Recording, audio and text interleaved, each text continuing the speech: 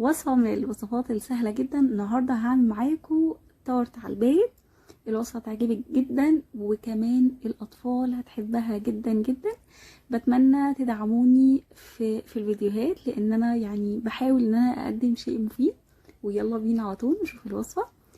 أول حاجة حضرت 150 جرام بسكوت، أي نوع بسكوت عندكم مفيش مشكلة خالص.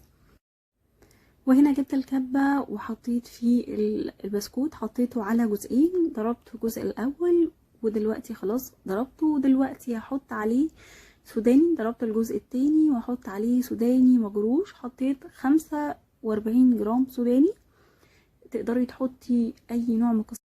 ودلوقتي هستخدم 85 جرام زبدة انا سيحتها، وهحط عليها معلقة عسل اسود كبيرة او عسل ابيض ايا كان اللي موجود.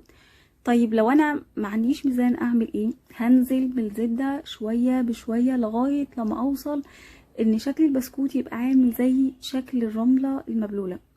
دلوقتي جبت قوالب الكب كيك وحطيت فيها تقريبا معلقتين ونص، وابتديت ان انا اسويها كده بالراحه. استخدمت حاجات كتير جدا لغايه ما توصلت ان انا استخدم النشابه او ايد الهون، احط فيها كيس او عشان بس الريحه بس كده. وابتديت ان انا اساوي بالراحه خالص مع ضغطه يعني جامده شويه بحيث ان هو ما يتفكش. ودلوقتي هحطه في التلاجة نص ساعه وهبتدي احضر الشوكولاته بتاعتي.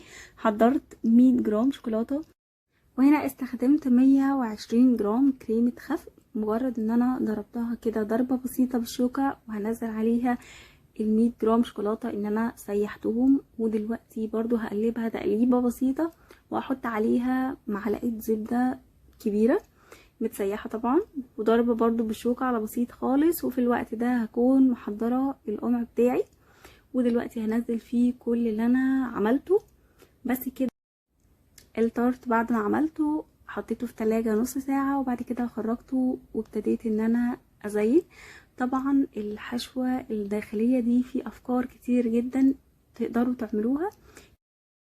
حابة بس اوضح نقطة ان انا ما ذكرتهاش، ان الفول السوداني 45 جرام، يعني حوالي 3 معالق كبار، عشان انا ما ذكرتهاش في اول الفيديو.